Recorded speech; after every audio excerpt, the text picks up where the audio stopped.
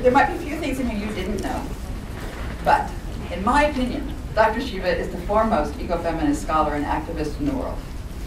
She is trained as a physicist. She received her PhD in the philosophy of science from the University of Western Ontario, Canada in 1978. She is the author of more than 20 books, including Staying Alive, Ecofeminism, Soil Not Oil, Earth Democracy, Water Wars, Biopiracy, Stolen Harvest, and her most recent, Making Peace with the Earth. She is the founder of Navdanya, a national movement in India to promote protection of native seed, organic farming, and fair trade practices. She has served on several governmental and international advisory committees, including the Women's Environment and Development Organization. She is the recipient of numerous prestigious awards, including the Right Livelihood Award, the Alternative Nobel Prize. She probably needs the real Nobel Prize. She has done so much in her life to inform and to educate about the pressing issues threatening the lives and well-being of the Earth and its inhabitants, and to protect life on this planet. It is my great honor to introduce Dr. Vandana Shiva.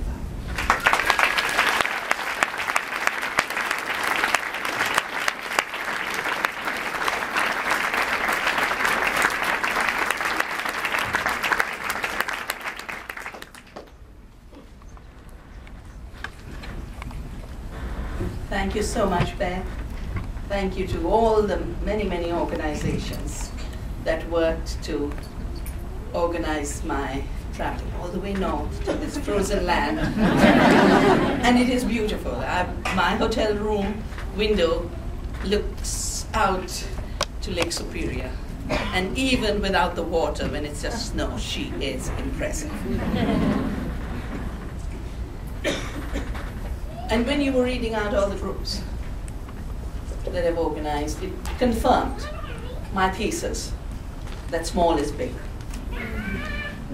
Small is big when it cooperates, collaborates, holds hands. It becomes small only when it's isolated and divided and fragmented. And the second thing that it confirmed was that it is in faraway places where people understand more clearly what's going on at the center. When you're in the center, you don't see. You're blinded by power. And that's why Washington, D.C. has a serious problem.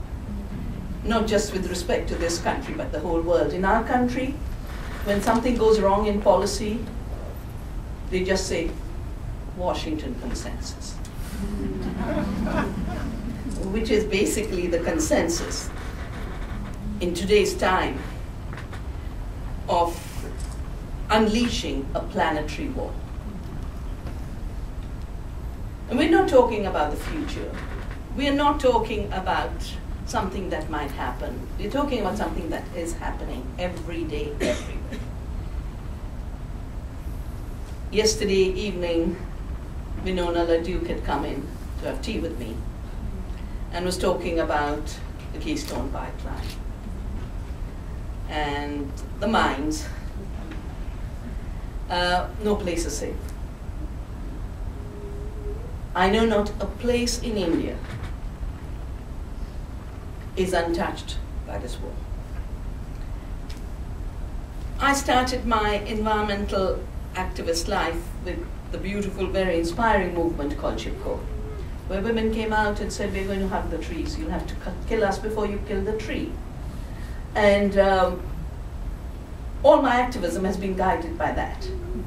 A, that you've got to put yourself in the front line.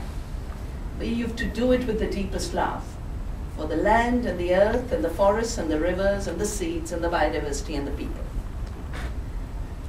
And third, when you do it long enough, they always lose. Initially they'll arrest, they'll ridicule you,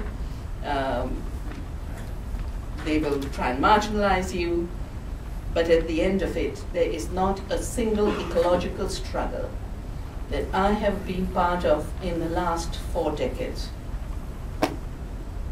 which eventually didn't stop, the violations and the injustice. And Chipko managed to stop the logging in the high Himalaya. It took 10 years. In forest after forest, village after village, of persistence.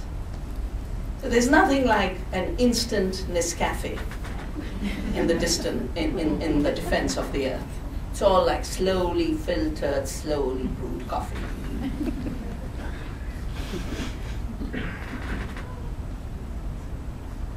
In the last 10 years, we have seen an acceleration, I would say 15 years with globalization, acceleration of land grab.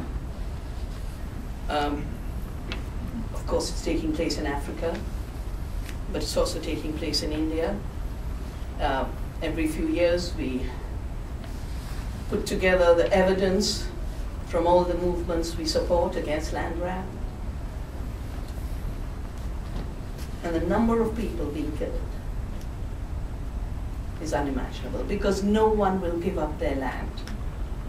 Just like that. Especially for cultures where land is not just your mother, but without her you have nothing. You are just a piece of disposable scrap of history. And in the early days, people would be generous, and they always, you know, I now talk to them and say, earlier we could be fooled because there was always this national interest that was put before us. And we said, okay, as ours is a small life, let's give up. We'll sacrifice ourselves for the nation. And then we realized everyone was being sacrificed. There was no nation out there of people. And I have to pay tribute to the Occupy movement, which gave us such a simple arithmetic that got rid of all the garbage of mystification. And so there's a 1% and a 99%. And all of us are the 99%. And those who think they can be a 1% over time while destroying the planet don't realize, with respect to the earth, there is no 1%. Both because we are all equal for the earth, the tiny microbe in the soil that gives the soil fertility and our food, that little bee and that tiny butterfly that's pollinating our crops so we can have food, and replenishing the forests and all the plants, and the grand mammals, the bison in your prairies and the elephants and tigers in my land. For the earth, there's nothing like an oligarch. For the earth, there are aggressors and violators. And last year, I decided, because of the kind of disasters we were witnessing all around the world, and we'd had our own in the Himalaya where the women had protected the forests. But now they're building dams in madness, and of course climate change. It doesn't count where the fossil fuel got burnt. The climate is one. The atmosphere is one. And on the 16th and 17th of June, we had such intense rainfall. It was 350% more than normal. In addition, the glaciers are melting. So glacial lakes are forming. And when this heavy rain came, first the glacial lakes burst. And then all this dam building and hydroelectric project building activity, which is dumping so much waste into the rivers, just as in your mountaintop removal. The watershed is devastated, and then when you have a flood, you have a really serious flood. The water level and the riverbed level increased in that flood by 40 meters. So a village that was way on top was now at the level of the river and been washed away. Roads, bridges, 20,000 people washed away. It never made it to the international news, because I guess they were very puzzled. They were very puzzled because this was a time of pilgrimage, and the pilgrimages to the sources of the rivers and the tributaries of the Ganga.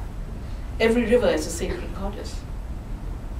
And at the source of the river is a temple to the goddess, which is a river. And the story was too confusing for the international press, which just knows how to go and report. This was too complicated for people. So they just said, let's forget it. But how many climate disasters will they try and ignore? You've had Katrina, you've had Sandy, we've had a super cyclone in 1999, another super cyclone this year, Lennon, the Philippines, disaster, Highland. So we decided, I just sent out invitations to people I knew in each of these places, the Fukushima disaster, and I said, let's just imagine that the earth is talking to us. And what is she saying with these disasters? And it didn't matter, you could be Japanese society, you could be the US, you could be Africa, or you could be any part of India. Everyone was listening to a message. You humans, you have become totally spoiled. And this is my little reminder, a tiny little spanking, to tell you that everything you control, every time you think you control me and you're the masters, when I really decide I can wipe you out in a jiffy. And at one level, that's how societies have always thought about the earth, that she is more powerful. And that's why years ago, when people would say, oh, how do we save the earth? I always said, you are not atlases with the earth on your shoulder. We are small beings supported by the earth. And our role is to not violate her. We need to give up this hubris that she is smaller than us. But it was a hubris that was constructed with a lot of care, with a lot of dedication. And it first began in how we redefined our relationship with the earth through the way we define knowledge. So Bacon is called the father of modern science. And this is what he said. The nature of things betrays itself more readily under the vexations of art than in its natural freedom. The discipline of scientific knowledge and mechanical invention it leads to do not merely exert a gentle guidance over nature's course, they have the power to conquer and subdue her, to shake her to her very foundations. He defined his project as the project for finding a masculine science, which then tells you that it was about a patriarchal form of knowledge. He even wrote a book called The Masculine Birth of Time. I mean, time. It's for all. And not just for women and men, it's for everyone. And at least in our culture, we don't see time as a linear evolution. We see it's her, Kali, and she recycles. She turns back, which is why the word for yesterday that went by and the tomorrow that will come is both Kal. For us, it's a question of the relationships of permanence with the right living and the right order. And this idea of a masculine birth of time then started to create the institutions that today are guiding what will be called knowledge and what will be rejected as knowledge, what will be called science and what will be called unscientific. So the Royal Society was formed in 1664. And Oldenburg, its first secretary, said the aim of the society was to raise a masculine philosophy, whereby the mind of men may be ennobled by the knowledge of solid truths. And I think that's where the problem begins. Because this idea of solidity in a highly dynamic and flexible and evolving world is assuming the wrong thing. Newton said the world is made of immutable particles that are made as they are and will never change. The world isn't made of immutable particles. The world is made of potential. That's what quantum theory tells us. The world is made of ever-changing realities. A wave in one moment, and then you measure it, it becomes a particle. And then you stop measuring, it's back into whatever it wants to be. In a thoroughly unpredictable way at that. You don't know whether it's spin up or spin down.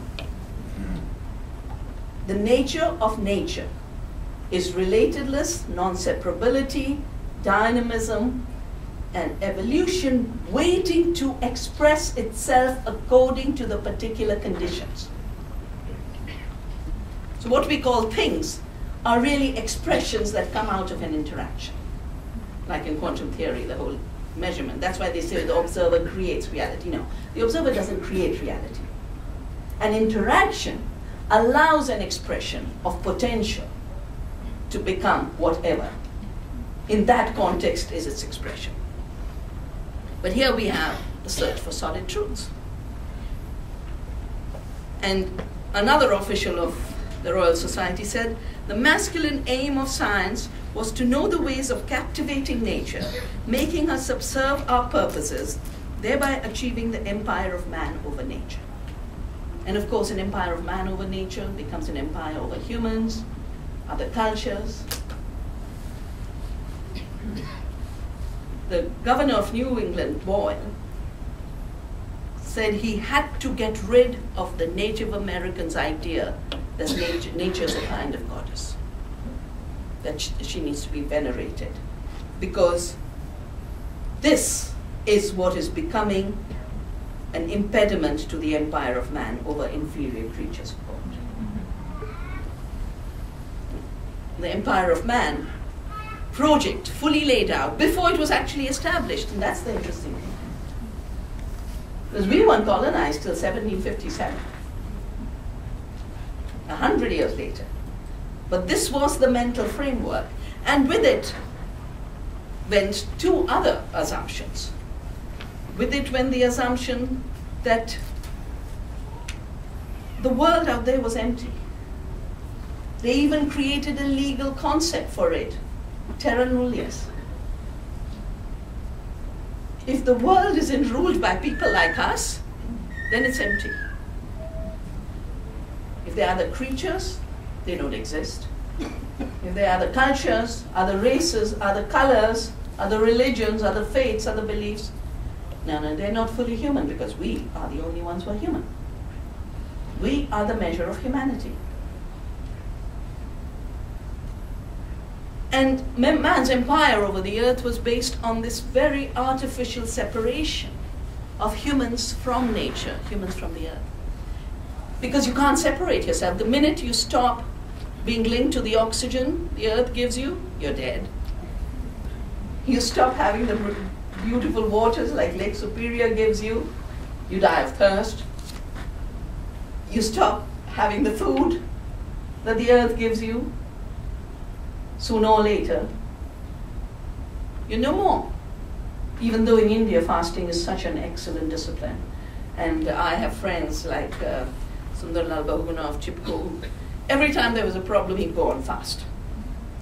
And my own grandfather fasted for women's education and gave his life. He had started a rural girls' school, and it did so well he wanted it to become a college because the girls were smart, enthusiastic, and the president recognized it as a college one day after he was gone. So I'm very privileged and honored that 3 generations of giving to society, giving to women's rights, giving to the earth is a legacy I stand on. Now this artificial illusion of separation, I called it eco-apartheid, because apartheid is separation.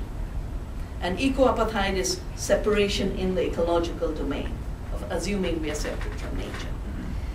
It is established through this construction, very artificial construction of a mechanical universe, of an earth that is dead, of women who have no brains, of indigenous people who aren't human anyway. They are, as they used to say in the colonial literature, more like the fauna and flora. They aren't like us. And because I've spent so much time looking at this, I was fascinated to see the reason that Australian Aboriginals weren't fully human is because they weren't growing apples. Now you grow apples here, but why would they grow apples in that abundant land? And Native Americans weren't fully human because they did not imprison the animals. They let the bison roam free. That meant they were more like the bison than like us. The place where these ideas have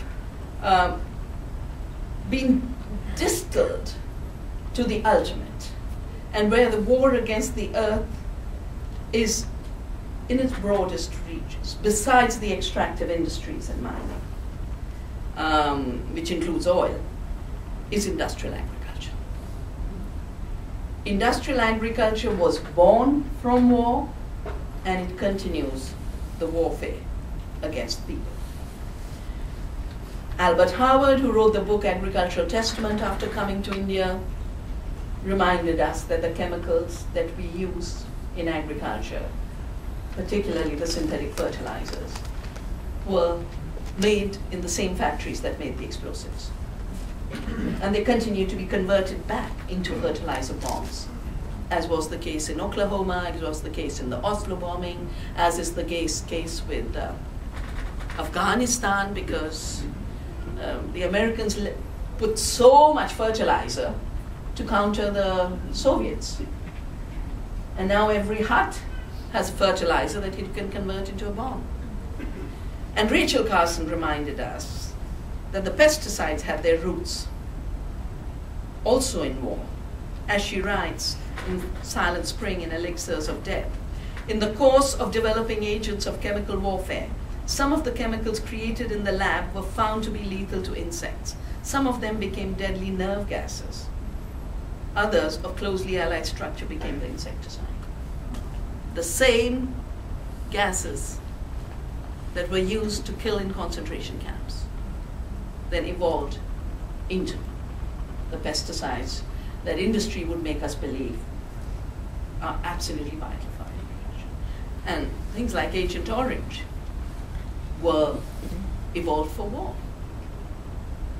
I don't know how many of you are aware that a genetically modified Agent Orange resistant corn has been approved by your government last year. It's developed by Dow. Dow is the company that now owns the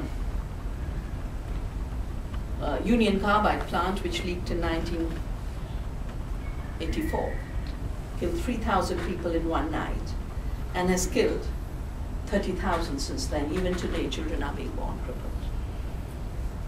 Dow owns that plant, but refuses to give justice. Worse, it is suing the activists, the women activists who continue to fight for justice. It is also suing the people in Hawaii. What they achieved was merely a law that said, tell us how you're poisoning us. Tell us how you're spraying, what you're spraying. And the local government passed that law. And they said, no, we'll kill you, but we won't let you know how we are killing you. And the entire culture of war in agriculture is so clear in the names that continue to be given to these war chemicals that are today called agrochemicals. Pentagon, bullet, prowl, broad strike, gunslinger, shotgun, quick kill, rampage, pounce, lightning, assert, avenge, revenge, revolver, roundup. Is this the language of nourishing ourselves and the earth? No, it's the language of war. And the war is not just in the names. Because these chemicals were designed to kill, they continue to kill. 75% of our bees are gone. There too, the European Union banned the family of pesticides that are implicated most in the bee deaths. And the agri-chemical industry is suing the European Union.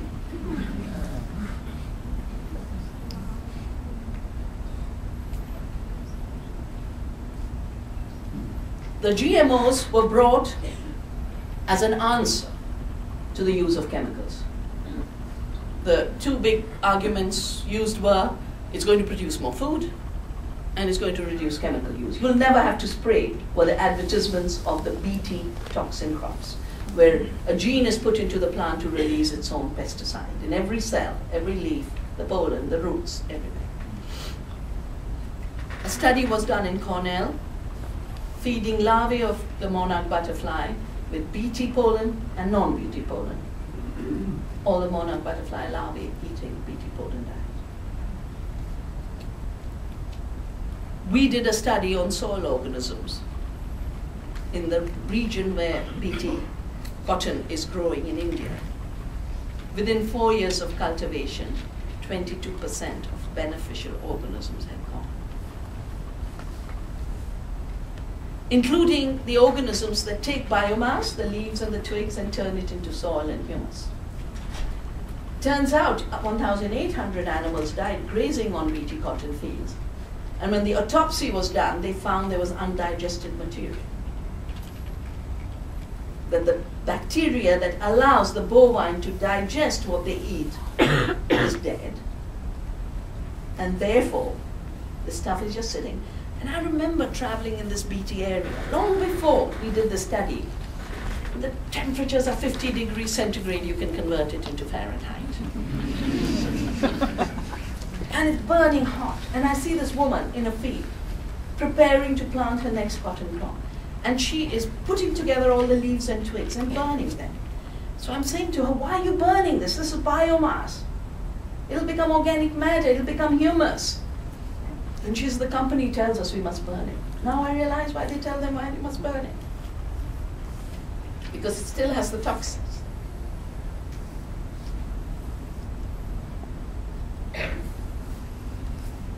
The Roundup Ready crops have also been implicated in the butterfly deaths.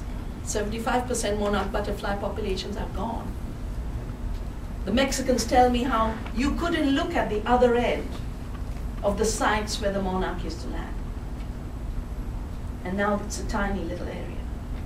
Because the milkweed on which the monarch butterfly feeds has been killed by the use of Roundup. So, biodiversity is being killed. That's what it's designed to do. I remember in my very early days when I used to debate Monsanto, one of their representatives said, this technology is so smart, it kills everything green that it comes in contact with, the Roundup. And then he went on to say, and it prevents the weeds from stealing the sunshine. Now these are not weeds. This is food. What is being called weeds are what women in the South harvest and feed their children. And these are the sources of rich vitamin A, iron. I've counted 250 species of amaranth growing as spontaneous crops if weedicides aren't used in the field. So first they spray and kill, then there's deficiency of iron and there's deficiency of vitamin A. Then they said, now we're going to genetically engineer golden rice. How much will golden rice give? 35 micrograms. Still not adequate to meet your daily requirement. In fact, it was so low in the early days in 2000 that 3 kilograms would have to be eaten.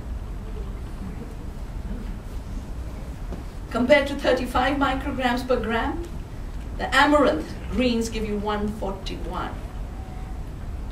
The coriander that we use all the time in our Indian food, just sprinkle it with coriander leaves, 69. Colocasia, which is beautiful root vegetable, its leaves are a bit like taro, has 120 in the leaves, and we use it for cooking. The curry leaves, 75. My favorite is the moringa tree, which can grow in the poorest hut. Even the slums of India will have a little can, and in it a moringa tree where the drumstick can be used for curries, and the leaves can be eaten in hundreds of ways. Cooked, chutneys, for women with iron deficiency. Just one little bowl made of the leaves can get rid of hemoglobin deficiency in 1 day of eating. That's how effective it is. And they keep insisting that they will save the world. Worse, they keep saying those of us who want to bring more vitamin A through more diversity are killing 200 million kids every year. Just cook it up. Because when you look for solid truths that don't exist, they become very liquid truths. They evaporate. And then more recently, I had to deal with a new brainwave of Mr. Gates to put iron into banana. Every wrong-headed idea for Africa and for the world is these days coming from the Gates Foundation. Anyway, he financed one man in Australia, called Dr. Dale, gave him 15 million, then even got our government to pay. India's never financed rich countries' research. But on the GM banana, we did, because this was going to prevent Indian women from dying of iron deficiency and anemia in childbirth. Yes, we have iron deficiency, but as I said, it's because the sources of iron have gone from the fields. How much will banana give you, GM banana? It has 0.44 milligrams. They're saying we'll increase it 5 times in 15 years. Then it'll go to 2. Amaranth has 11. Neem has 25. Bajra has 8. Rice bran 35. Rice flakes 20. Bengal gram leaves 63. Lotus stem. They don't know we eat all this. Lotus stem 60. Coconut meal 69. Niger seeds 56. Cumin seeds 11. Mango powder 45. Poppy seeds 15. Tamarind pulp 17, and the turmeric which is used daily, 67. There is no dearth of nutrition out there. The scarcity is created by ignorance of knowledge, and it is a scarcity created by ignorance of biodiversity. This is the knowledge that women of the South have. Most of the small farms of the third world are centered on women's knowledge. Most of the farmers are women. Most of the work done on farms is women. In Nigeria, home gardens use 57 species, and on 2% of the land are cultivating 50% of the food. In sub-Saharan Africa, which we just think of as a desert, 120 species of trees are used to provide food. In Africa, across Africa, there is no dearth of the biodiversity.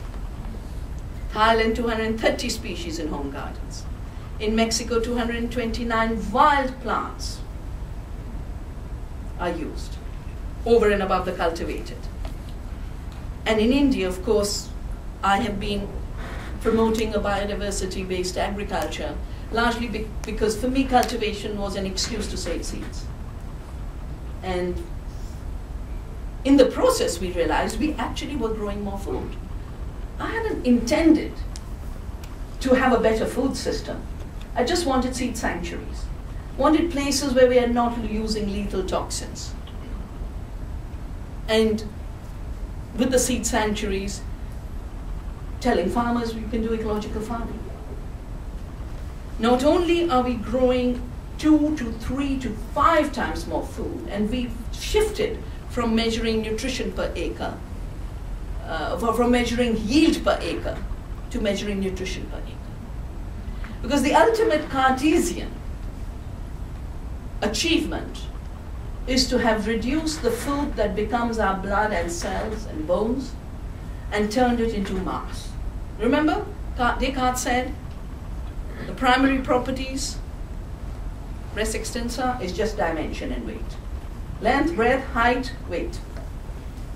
Yes, everything else is deceitful. We call them secondary qualities. But those are the real qualities. You know with your tongue when food is stinking and bad.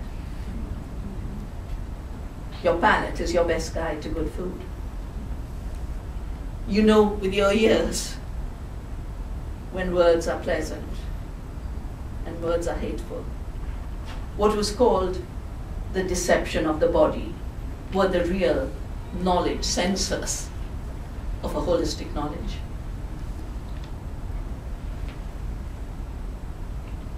The separation of our bodies from knowledge has given us this idea that all you have to do is produce mass. Put it into containers, and right here you've got Cargill's elevators, fill them up. Fill them up with grain. And it doesn't matter what's the quality, and it doesn't matter where it'll go. So food has been reduced to the ultimate commodity. But two things happen as a result of this. The first is food loses its nourishment. And there's research all over the world now, in US, in UK, how with industrial agriculture, the nutrient content of food is systematically going down. Because you're not putting any nutrients into the soil. So where will the plant get the nutrients? The plant isn't just going to eat NPK. And our bodies don't need just NPK. We need all of the trace elements and the micronutrients. So your soils are empty of nutrients, your plants are empty of nutrients, and our diets become empty of nutrients. And it's not a surprise that there's so many micronutrient deficiencies. And this is not just a problem of the South, it is now becoming a problem of the industrialized world. I have doctors visiting me, more and more psychiatrists, more and more medical people are realizing most disease begins with food. Most disease. Whether it be diseases like obesity, which are then leading to diabetes. In your country, obesity used to be, in 1962, just 13%.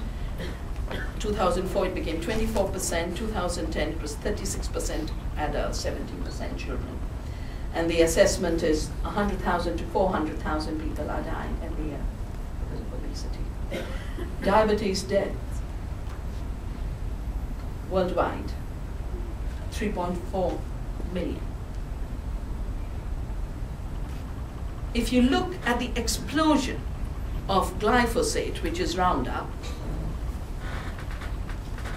it has triggered disease epidemics that we've never heard of before.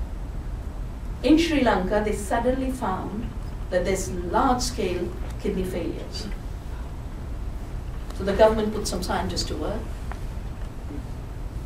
isolated everything else, and finally focused on glyphosate because it chelates heavy metals, takes up heavy metals, and those heavy metals then lead your kidney to fail.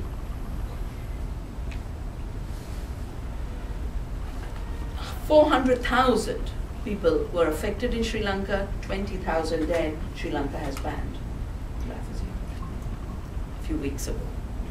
You look at the cancers, an epidemic again.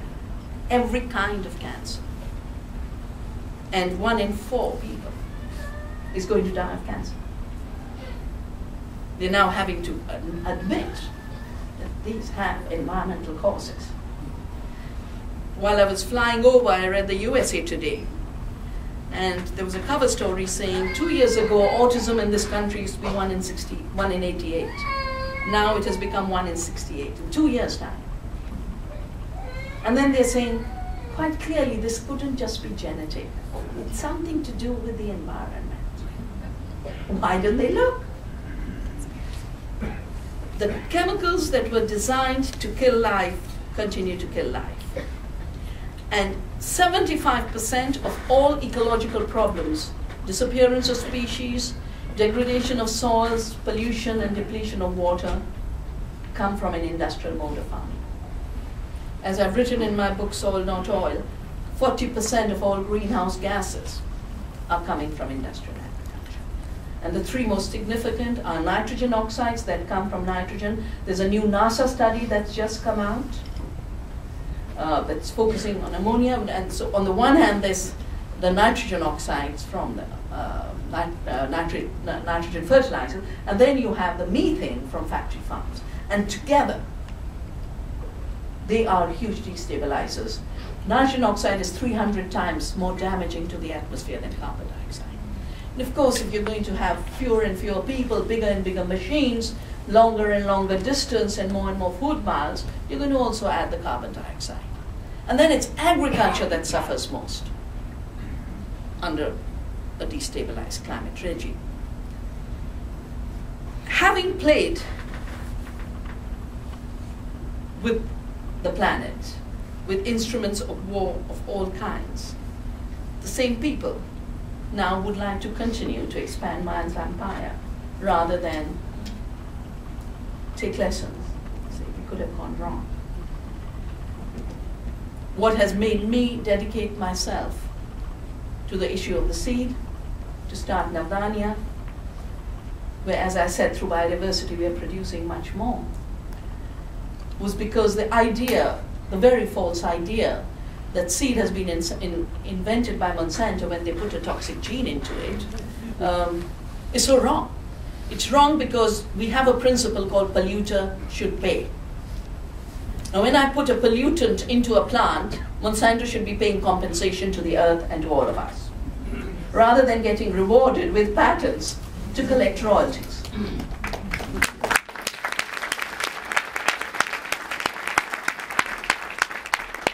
And the royalty collection has become genocidal in the world. The Roundup Ready, the Bt toxin is anyway creating an ecocide, destroying life on the planet. It's an instrument of war. But it is also leading to a genocide, as we have witnessed in the last 15 years with Monsanto taking over the Bt cotton supply. They couldn't take it immediately in '98 as they had announced in their big advertisement, because when I saw the ads, I took them to court because they'd entered illegally. They hadn't followed any law. We actually have a biosafety law, unlike this country, which doesn't. You don't have a law because after the Earth Summit, President Bush Sr. decided we're going to just pretend GMOs are like the natural parents. So we don't look, we don't see, we don't find, and we declare it safe. But ignorance of hazards is not proof of safety. It is just ignorance of the hazards.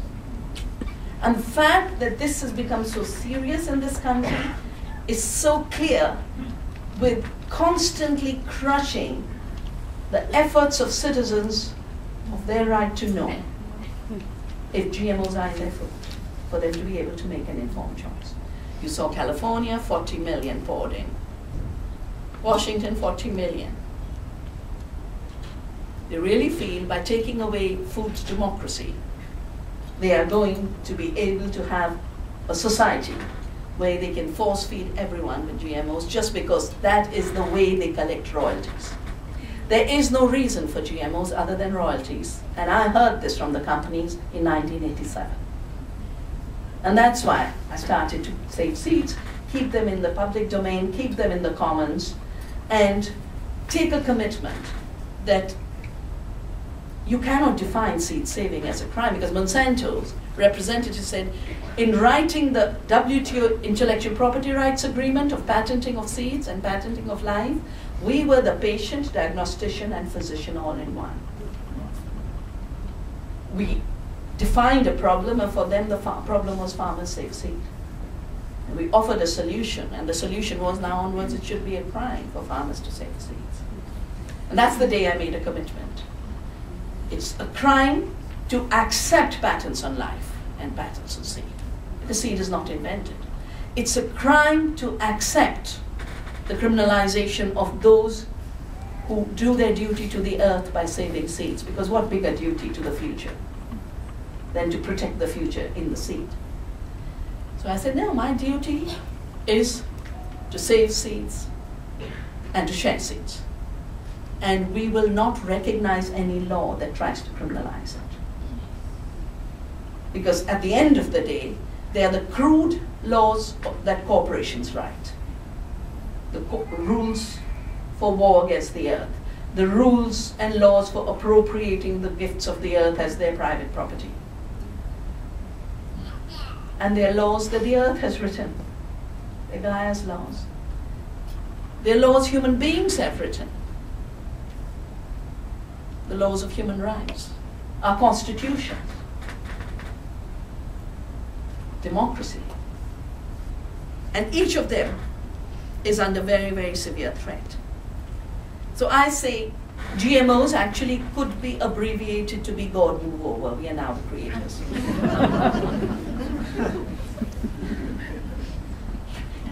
We don't care about your laws. Gaia, we don't care about your laws. We don't want seed to reproduce, because in its non-reproduction is our profits. And that's why they've seen trillions of dollars, and that's why they're so desperate, because they think it's their right to make those trillions. I believe it's our duty to replenish the seed, and it multiplies. That's the beauty of the seed. One seed gives you 1,000. In the case of millets, it gives you 1,000,000. That's where abundance is. That's where the answers to poverty are. That's where the answers to climate change are. That's where the answers are to nutrition are. In the abundance of the seed and her self-regenerative capacity.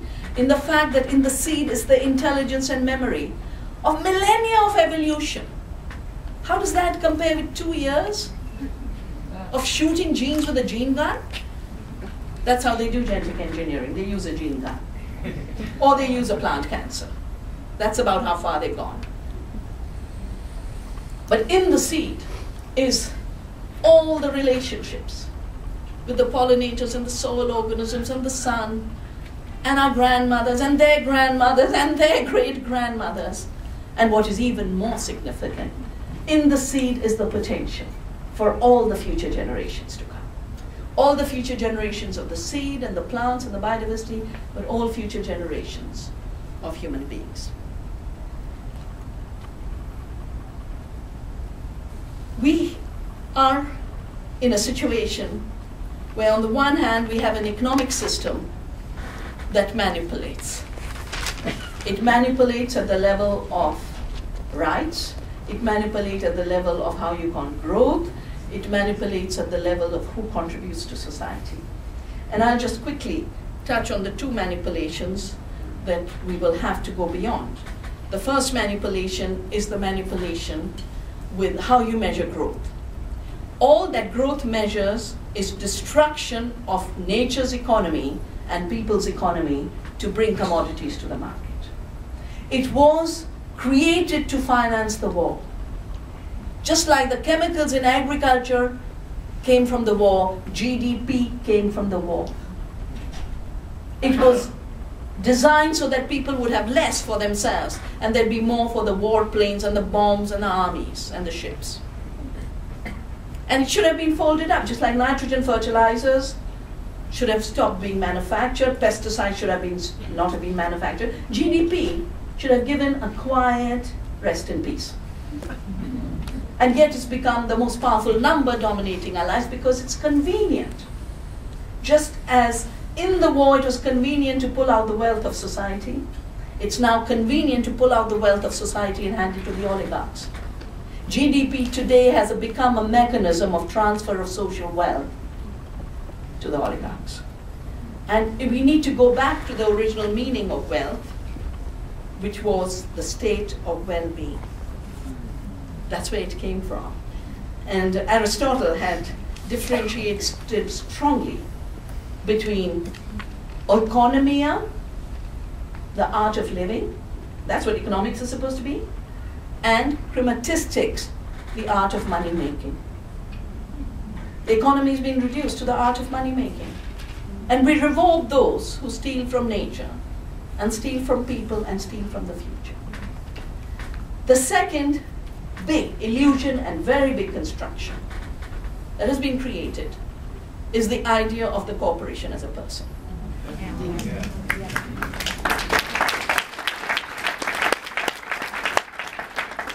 Now, I have a Swiss friend who wrote a book on the caring economy, And he wrote that if the fathers of capitalist theory had chosen a mother rather than a single bourgeois male as the smallest economic unit for their theoretical construction, they would have not been able to formulate the axiom that the selfish nature of human beings in the way they did. They took greedy people and said humans are greedy. Yeah. Rather than take caring people and say humans care and have a capacity to care. And you've just had yet another Supreme Court decision following the January 21st, 2010 decision of Citizen United. And Roscoe's commentary said, even though they're artificial entities with greater access to capital, infinite longevity, and no interest in or connection to humanity, we now guarantee them the right of free speech. Freedom of speech was intended as a way for human beings to guarantee their ability to speak out against largely systemic and structural repression. A corporation now has the same guarantee, but because it's bigger, it has bigger guarantees. So how do we get out of this mess? I think the first, at our level, has to be to get rid of the illusions. The illusion of corporations as people, the illusion there's intellectual property rights and seed and Monsanto is a creator and God self. The illusion that capital creates when people work and nature works very hard to give us what we have. And women work more than anyone else. The transition from a corporate control of the Earth's resources to Earth democracy and to making peace with the Earth has become an imperative for the survival of our species. And this transition includes the following steps, which is a summary of my book, Making Peace with the Earth. A shift in our worldview from the Cartesian mechanistic paradigm that defines the Earth as dead matter to recognizing that she is alive and vibrant, the source of all abundance and all life, that we are a part of the Earth, not apart from her, and that we are her children, not her masters and owners. We need a shift in the perception and presumption of the Earth, her ecosystems and resources, and all her beings as property of corporations to the recognition that the Earth's resources are our commons, to be cared for and shared. Third, we need a shift from a reductionist, fragmented knowledge that sees the Earth and our bodies as separate and divided, to the awareness that everything is connected and life is relationship. Fourth, a shift from measuring and maximizing gross domestic product to experiencing joy, happiness, fulfillment, well-being, as Bhutan has done, maximizing gross national happiness.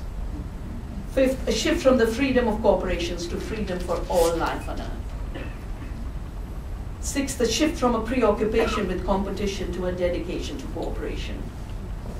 Seventh, a shift from corporate globalization to economic localization based on minimizing the exploitation of natural resources while maximizing the creativity of dignified, meaningful livelihoods and work. Eighth, a shift from the cultures of limitless consumption and consumerism to cultures of conservation, caring, compassion, from cultures of death to cultures of life. A shift from the hierarchical monocultures and systems of exclusion and domination to inclusive cultures based on diversity, with the recognition that Earth rights are human rights, Earth rights are women's rights, Earth rights are indigenous rights, Earth rights are the rights of children, youth, and all future generations of all beings.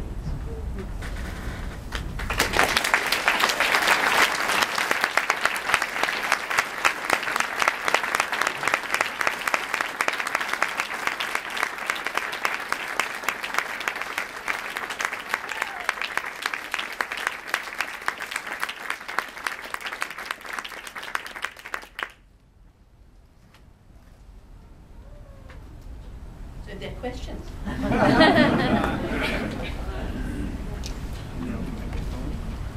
Yes. What words of advice do you have for women to become more empowered? I never give advice.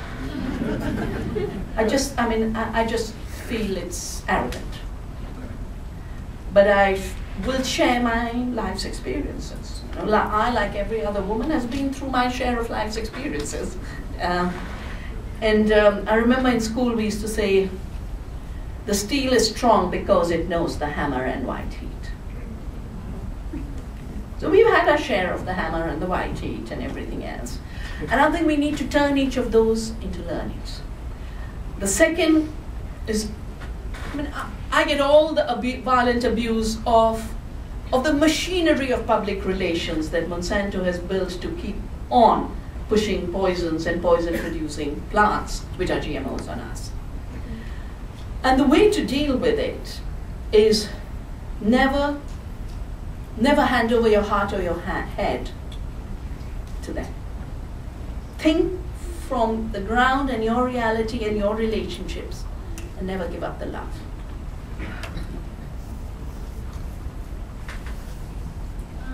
So if you could share your thoughts on whether you believe that metropolis cities are a sustainable way of living with an ecofeminist paradigm. Okay. The ecofeminist paradigm recognizes there are realities. We don't live in utopias or dystopias. We don't try and manufacture those solid truths that aren't solid truths. So it is a reality there are metropolitan cities. It's also a reality that most people on the land don't want to leave the land. They're being pushed off the land with this other solid truth that everyone should be in a city. World Bank has just put out advice to the Chinese saying, give your farmers access to the cities. Basically another way to say push them off the land. And they're also financing the land grab in Africa. These are dispossessions where people don't want to leave the land. So my first principle on this is, if people want to continue to be farmers, they should be allowed to be farmers.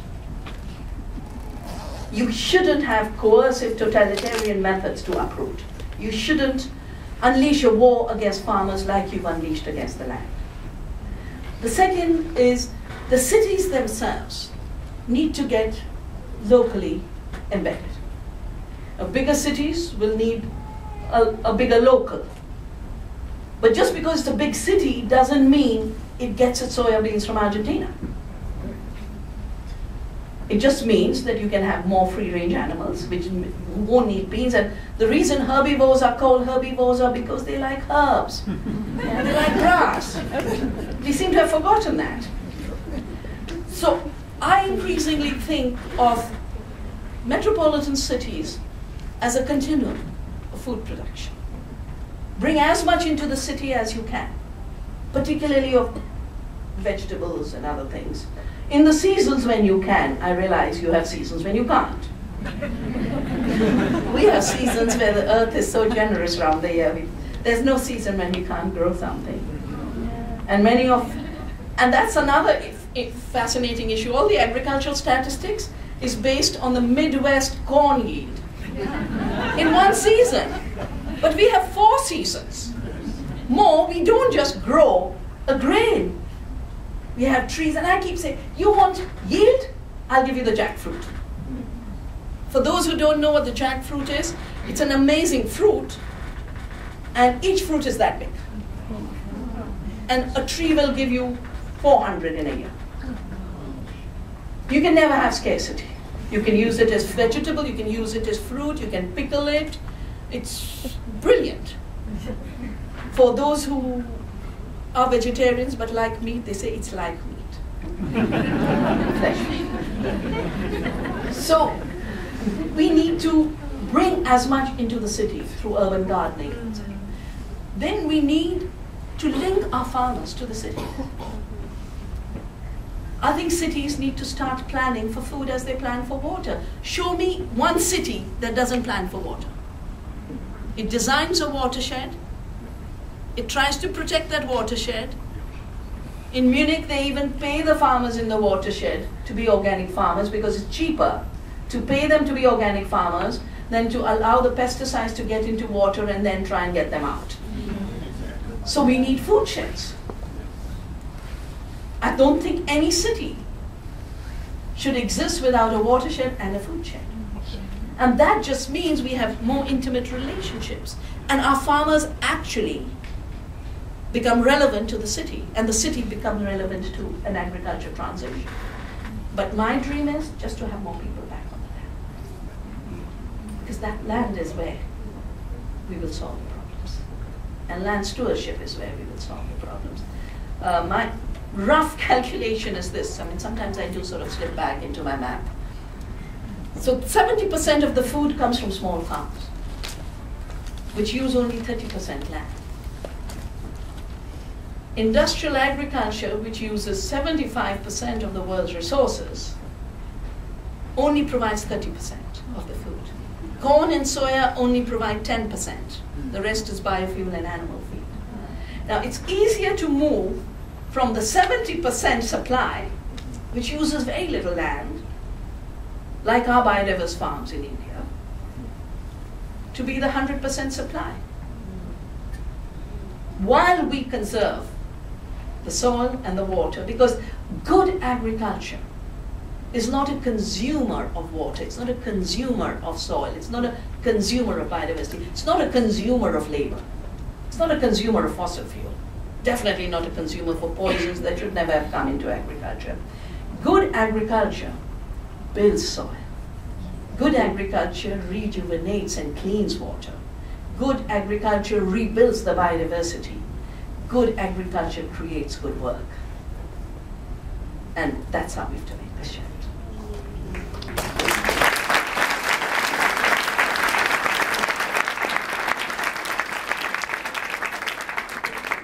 And then, yeah.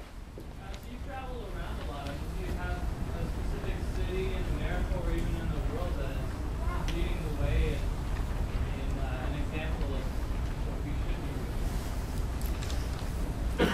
As I said, I don't believe in the monoculture of the mind. There's no one magical city, there's no one magical person, there's no one magical farm. There are initiatives around the world. They're different according to the climate, they're different according to what food you want to eat, they're different according to your culture, but they share the same principles. And the two fundamental principles that all good agriculture, whether it's a small farm or a garden or a larger agriculture, follows. The first is diversity. You can't have good agriculture without diversity. And the second is the law of return. You can't have good agriculture if you don't return the seed to seed, you don't return soil fertility to soil fertility, and you don't return to the farmer their fair share of their returns on their creative work. And when I said I'd love to see 50% on the land everywhere, not because it's an impossible dream. 50% anyway are in the food system. The sad thing is most of them are punching tellers in Walmart and then using food stamps to buy the food in Walmart. And they're driving Walmart trucks, such a senseless activity. Why do you have to move food thousands of miles? 80% of what you buy in Walmart comes from China now, including food comes from all over the place. So 50% people should be in a good food system. Some of them could be cooks, some of them could be seed savers, some of them could run small heritage businesses, some of them could be picklers and preservers. There's so much to do in the food web. And the second equation is, so far in the Walmart model, or I would say the Pepsi model, potato farmers in India are getting 1% of the price of the potato chips that Pepsi sells. 20 rupees for the chips, 20 pies.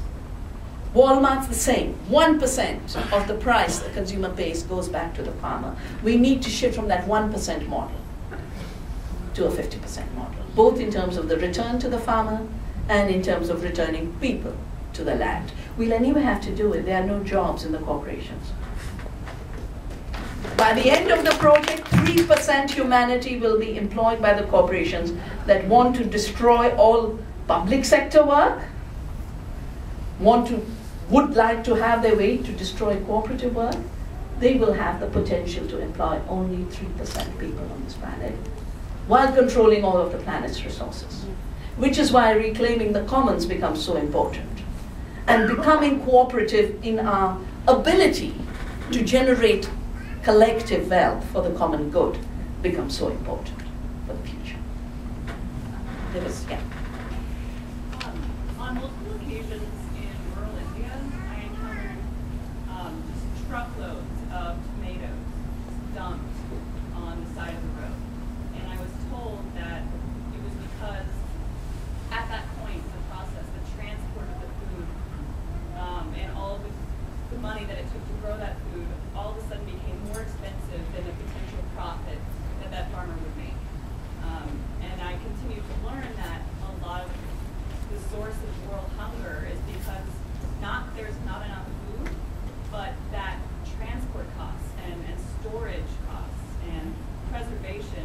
so expensive and not efficient. Can you comment on the paradigms that allow that to happen? Well, the paradigm that allowed it to happen was what I called corporate globalization, where we were told we shouldn't be growing food for ourselves anymore. We were told we should grow flowers and shrimp, and we should even chop up our sacred cows and export meat. It's a big issue. Every day, even now, while sitting here, I'm sending replies to a group that's dealing with this in the Supreme Court, where they need answers, and I keep sending them the data on the issue of animals and sustainable agriculture. And they said we should grow vegetables for export. So did we export vegetables? No, we are importing more vegetables.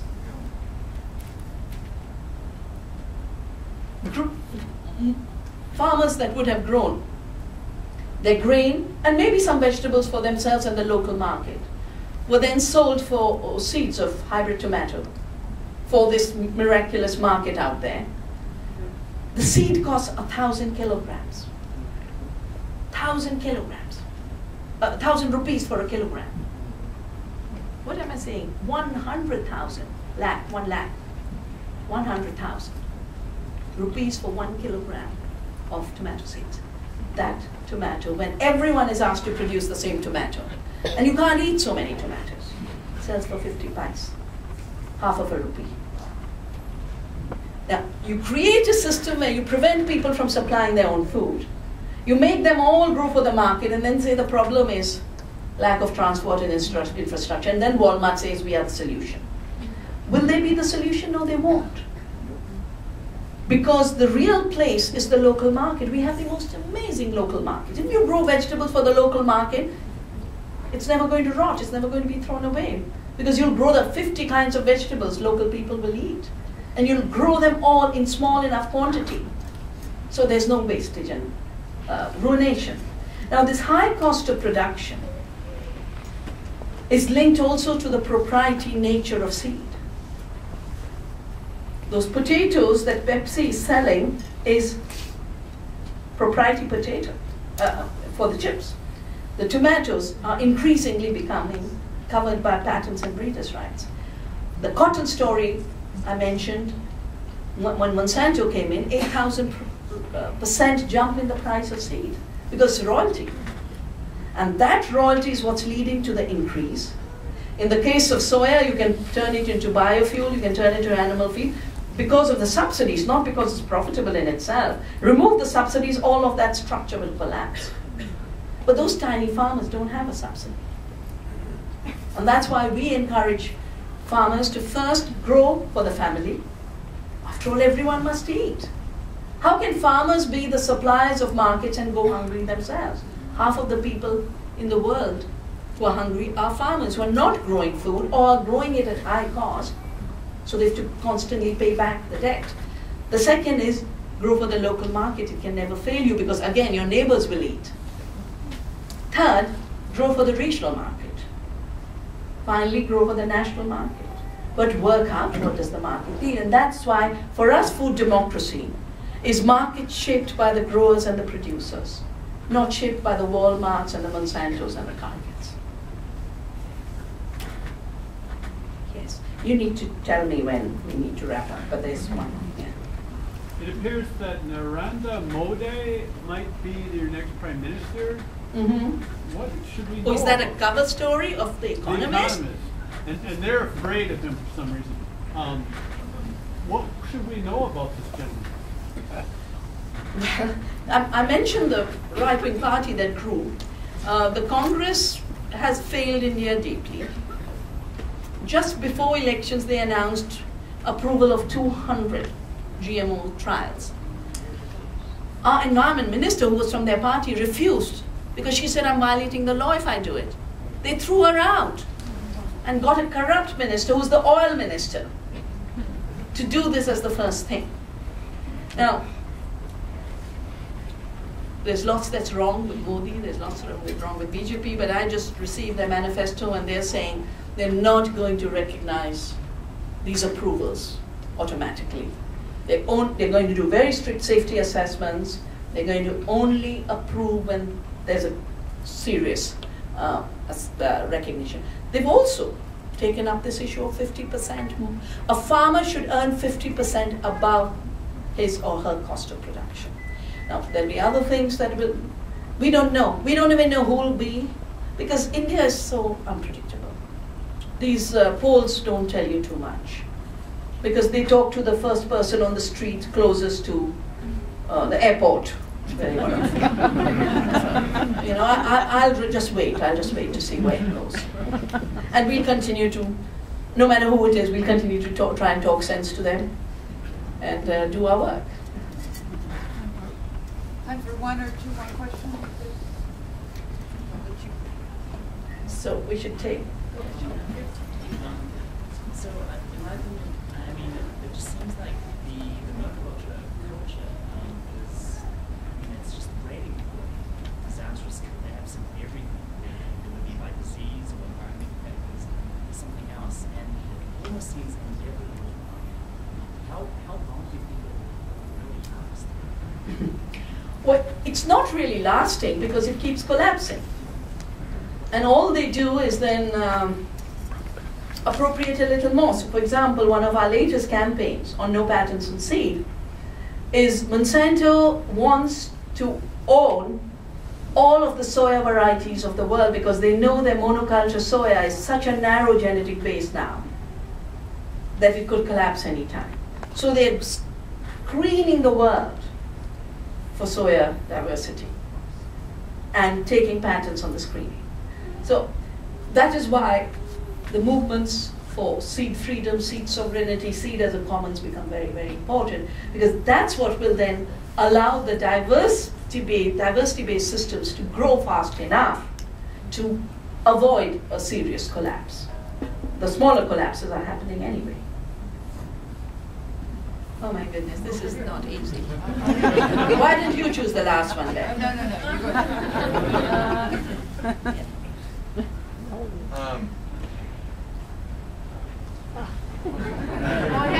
So, with so much land being turned over in the next 10 years, I think it's something like 400 million acres, just due to the average age of the farmer being something like 60 to 70 years old. What can young farmers do to keep the land in responsible hands and try to afford to be responsible farmers? Well, I think the first thing, of course, is I pay tribute to every young farmer because the propaganda is you shouldn't exist. And that you exist is so much evidence of the fact that the future, that you will cultivate your future, both in the literal terms of cultivation, but also in the metaphorical terms of cultivation. I think the two big pieces on new farmers, those who aren't in a continuity of inheriting farms, is we will need innovative land reform. And I know in this country, which has turned property created through grabbing as such a huge issue, it'll have to be hugely innovative. And I think one place where it's already happening is, for example, in the land trusts that are being created. But when I talked about the food sheds, everyone wants food that is edible now, because what's called food is no more food, and it has become truly inedible. And there are enough wealthy people to create innovative systems of investing with farmers in farmland. I know in France they're doing it. People in the cities who have the disposable income, instead of putting their money into Monsanto shares, are basically saying, I'll be a co-owner with you of the farm. And let's make sure this happens. And like I said, that can be so many ranges of how it happens. But the second very important issue is colonialism created private property in land. Before that, in countries like India, you only had usufructory rights. The right to use, not the right to trade. And the right to use meant, as long as you are steward of the land, you have the right to use it. The minute you abandon it, that right goes. You don't sell it to someone else. And Thinika was talking about her cooperative housing, where it is that way, that you have your shares in the house, but it's not yours to sell. It's yours to use. And use of victory rights will have to come back, because I feel with Pattinson's seed, this privatization of the earth's resources has reached its absurd and cruel limits. And we need to be far more creative in terms of how we evolve our relationships according to the particular societies we're part of. In India, we've had such strong movements of land reform as part of our independence that they can't touch land title. So they're having to come through the back door through contracts, which are very often failing. But I should stop, because you need to go home.